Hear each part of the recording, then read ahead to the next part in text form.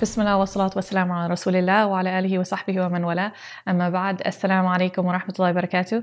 This is Sarah Sultan here with Yaqeen Institute, and I'm here to speak with you a little bit about one of the common thoughts that we might experience during difficult times in our lives, particularly surrounding grief. The thought that I want to talk to you about a little bit today is the idea that I should have gotten over it by now, or the idea that my iman must not be strong enough if I'm not over it yet. A lot of times people describe grief as feeling like you're in the middle of an ocean and in the middle of a storm and finding the waves just crashing over you constantly.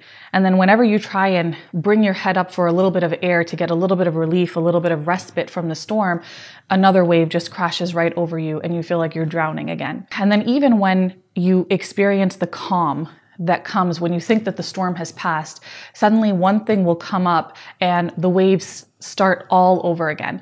It can be any small trigger that will trigger a memory of a loss of a loved one that you might have lost, of somebody who's hurt you, of a situation that you just don't really want to remember. And then the waves just start crashing over you again. And a lot of times what we as human beings struggle with, and oftentimes we as Muslims struggle with, is the idea that I've grieved long enough, I should have gotten over it by now. And also the idea that grief is not in line with accepting the decree of Allah subhanahu wa ta'ala. And you might be making yourself feel guilty about this, or other people in your life might be making you feel guilty about this, and you feel like it takes you even further away from Allah subhanahu wa ta'ala. So one thing that I want to mention with regards to this is the example of the Prophet Muhammad sallallahu alaihi wasallam, where when he lost his young son, Ibrahim, there's a hadith that narrates that he was weeping, right? And one of the companions came and he asked him about this, that, I see that you're crying. And the Rasul sallallahu alaihi wasallam responded that this is mercy. And he says that the eyes shed tears and the heart grieves, but the tongue does not utter other than what's pleasing to Allah subhanahu wa ta'ala. And so we see that the greatest human being to ever walk the earth, the person who was so beloved to Allah subhanahu wa ta'ala, the one that we try to emulate in our daily lives, was in fact grieving. And that grief is not synonymous with weak iman. This is an idea that we kind of have to try and separate ourselves from to try and get closer to Allah subhanahu wa ta'ala. One of the thought processes that often happens when we're struggling with grief, and that when we have these feelings of guilt surrounding the fact that we're experiencing sadness or hurt or disappointment, is the idea that I must not have strong enough iman, or I should be stronger, or I should have gotten over it by now. And what these are called are should statements. And should statements fall under the category of cognitive distortions. And cognitive distortions are basically unhealthy thinking patterns that we sometimes fall into. And this can definitely happen with any type of traumatic experience or any type of loss that happens in our lives. And so one thing that's really important is for us to be aware of what we're saying to ourselves, these should statements, because what they are standards that are unrealistic that we hold ourselves to. They're very rigid rules that we naturally struggle with, because what happens is that when we hold ourselves to impossible standards, we start to believe that Allah subhanahu wa ta'ala holds us to impossible standards. And if we can't fulfill the impossible, then why should we even try to fulfill the possible? And that brings us then again further away from Allah subhanahu wa ta'ala. So one thing to be aware of is that there's a difference between healthy guilt, right? When we have kind of passed a line with regards to what our personal values are, and shame.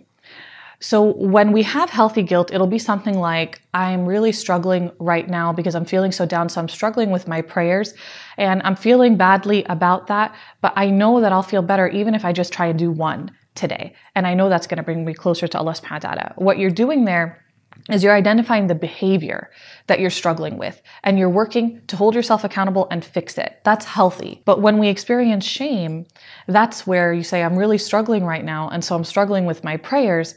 I'm just a horrible person and Allah subhanahu wa ta'ala must hate me because of the fact that I'm struggling with something so simple. And that then brings you further away from Allah subhanahu wa ta'ala, because you're not identifying the behavior, you're viewing the problem as you, right? And if the behavior is not the issue and you are the issue, then how is that going to change? And so that can also really eat away at you.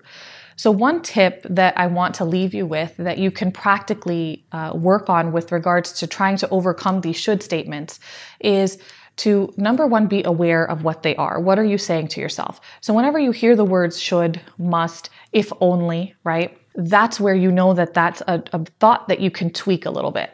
So you might say something like, I should have gotten over it by now, like what we're talking about.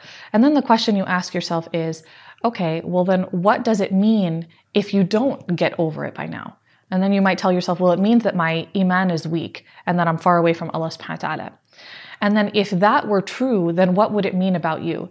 Then the thought that might go through your mind would be something like, well, then that means that Allah subhanahu wa ta'ala hates me. When you go through that thought pattern, ask yourself, is this a thought pattern that brings you closer to Allah subhanahu wa ta'ala or further away? Because if it's bringing you further away, then you know that this is something to address and to work on. Because the point of us having standards for ourselves in our lives is for us to become our best selves. And if those very standards are what's holding us back from becoming our best selves and are holding us back from getting closer to Allah subhanahu wa ta'ala, then it's time to change those standards. You can read a lot more about this in the article that's being released in the Yaqeen series, Your Lord Has Not Forsaken You, where you can get a lot more tips and a lot more information on changing the should statements that might be plaguing you right now. Jazakumullah khairan. Assalamu alaikum.